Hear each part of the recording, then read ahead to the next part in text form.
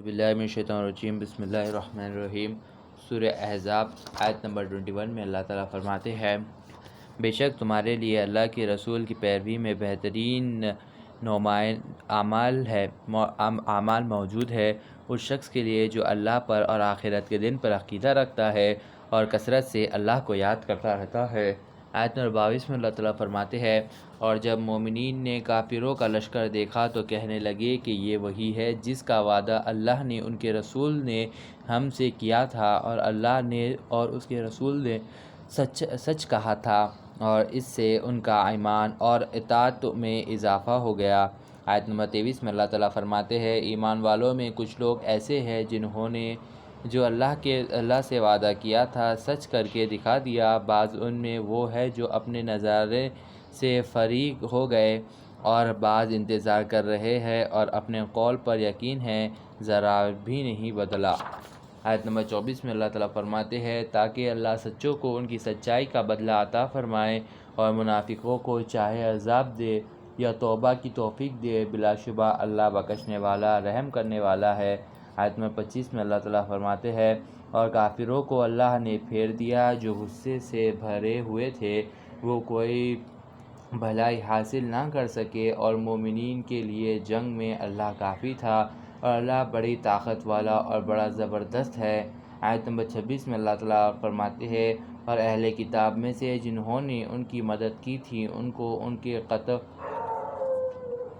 کے قولوں سے اتار دیا اور ان کے دلوں میں دہشت پیدا کر دی۔ بعض کو تم قتل کر ڈالے تھے اور بعض کو قید کر لیتے تھے۔ آیت نمبر 27 میں اللہ تعالیٰ فرماتے ہیں، اور ان کی زمین اور ان کے گھروں اور ان کے مالوں اور اس زمین کا جس میں تم نے پاؤں بھی نہیں رکھا تھا تم کو وارث بنا دیا، اور اللہ ہر چیز پر پوری قدرت رکھتا ہے۔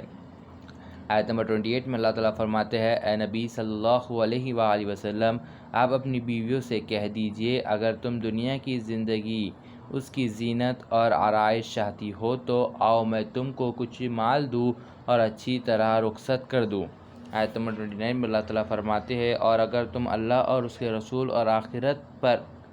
آخرت کے گھر یعنی جنت چاہتے ہو تو تم میں جو نیک ہوں گی ان کے لیے اللہ نے بہت بڑا بدلہ تیار کر رکھا ہے۔ آیت نمبر 30 میں اللہ تعالیٰ فرماتے ہیں، اے نبی صلی اللہ علیہ وآلہ وسلم کی بیویوں، تم میں جو سارے ناشائستہ حرکت کریں گی ان کو دگنی سزا دی جائیں گی، یہ بات اللہ کو آسان ہے۔ آیت نمبر 31 میں اللہ تعالیٰ فرماتے ہیں، اور تم میں سے جو اللہ اور اس کے رسول کی فرما برداری کریں گی اور نیک عمل کریں گی تو ہم اس کو دگنا ثواب عطا کریں گے، اور اس کے لیے ہم نے عزت کی روٹی تیار کر رکھی ہے۔ آیت نمبر 32 میں اللہ تعالیٰ فرماتے ہیں، اے رسول کی بیویوں، تم دوسری عورتوں کی طرح نہیں ہو، اگر تم پرہیزگار رہنا چاہتی ہو تو بات کرنے میں نرمی مت کرو کہ وہ شخص جس کے دل میں مرض ہے اس کو کوئی امید پیدا ہو، اور دستور کے مطابق بات کہو۔ آیت نمبر 33 میں اللہ تعالیٰ فرماتے ہیں، اور تم اپنے گھروں میں قرار سے رہو اور مت پھرو قدیم جاہلیت کے طور طریقے پر، اور نماز پڑھتی رہا کرو اور زکوٰۃ دیتی رہا کرو، اللہ اور اس کے رسول کی اطاعت کرتی رہو۔ اللہ تو یہی چاہتا ہے، اے نبی کے گھر والوں، تم سے ناپاکی میل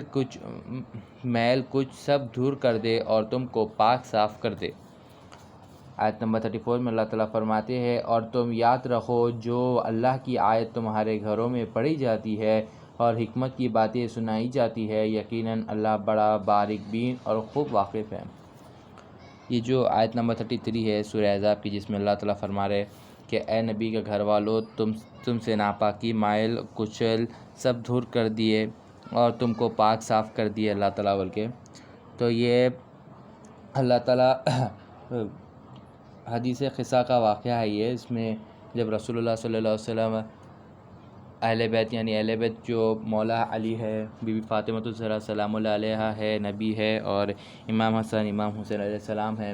جب ان لوگ کو حدیث قصہ میں جو واقعہ جب آقا امام حسن کو امام حسین کو اور بی بی کو اور مولا کو جب ایک چادر میں لے لیے تھے، اوڑھ لیے تھے، پھر جب دعا کرے تھے کہ یہ میری اہل بیت ہے، اللہ تعالیٰ آپ لوگ کو ہر چیز سے پاک رکھیے بول کے، تو اللہ تعالیٰ اس سے دوسرے دن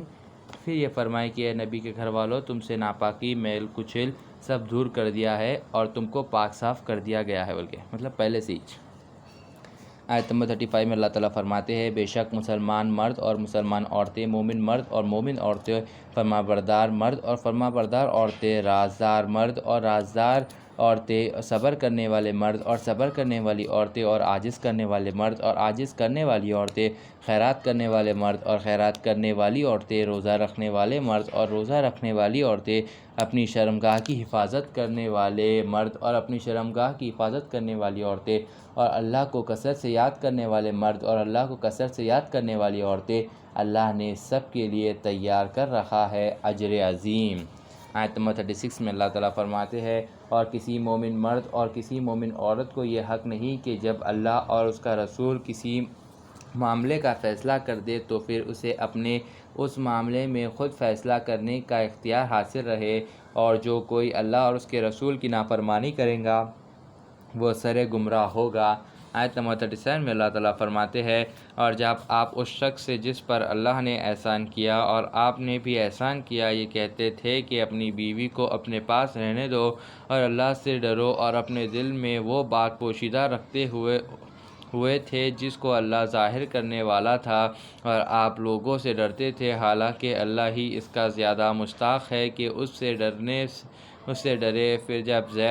زید کا دل اس سے بھر گیا یعنی اس کو طلاق دے دی تو ہم نے آپ سے اس کا نکاح کر دیا تاکہ مومنوں کے لیے ان کے منہ بولے بیٹے کی بیویوں کے ساتھ نکاح کرنے کے بارے میں کچھ تنگی نہ رہے جب ان سے اپنا دل بھر لے یعنی طلاق دے دے، اور اللہ کا یہ حکم واقع ہونے والا تھا۔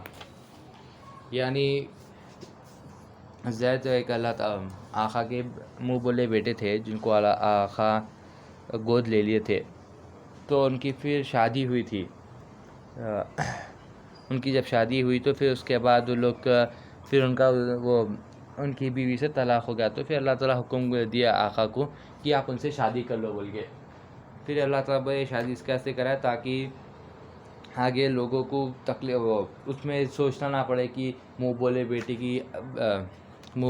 کی بیوی سے شادی کے بارے میں کچھ تنگی نہ رہ جائے، اس کے واسطے اللہ تعالیٰ بولے کہ آقا کو آپ شادی کر لو ان سے بول کے۔ تو یہ اللہ تعالیٰ کے حکم سے آقا جب زید بن کیا نام تھا ان کا یاد نہیں ہے، آیت نمبر 38 میں اللہ تعالیٰ فرماتے ہیں اس رسول پر اس کام میں کوئی تنگی نہیں ہے جو اللہ نے ان پر فرض کر دیا ہے جو پہلے گزر چکے ہے، اور میں ان میں بھی اللہ کا دستور چلا آ رہا ہے، اللہ کا حکم مقرر ہو چکا ہوتا ہے۔ آیت نمبر 39 میں اللہ تعالیٰ فرماتے ہیں جو اللہ کے پیغام پہنچاتے ہیں اور اس سے ڈرتے تھے اور اللہ کے سوا کسی سے نہیں ڈرتے تھے، اور اللہ حساب لینے کے لیے کافی ہے۔ آیت نمبر 40 میں اللہ تعالیٰ فرماتے ہیں محمد تمہارے مردوں میں کسی کا باپ نہیں ہے لیکن اللہ کے رسول ہے اور سب نبیوں کے ختم پر ہے، اور اللہ ہی ہر چیز کو خوب واقف ہے۔ صدق اللہ العظیم۔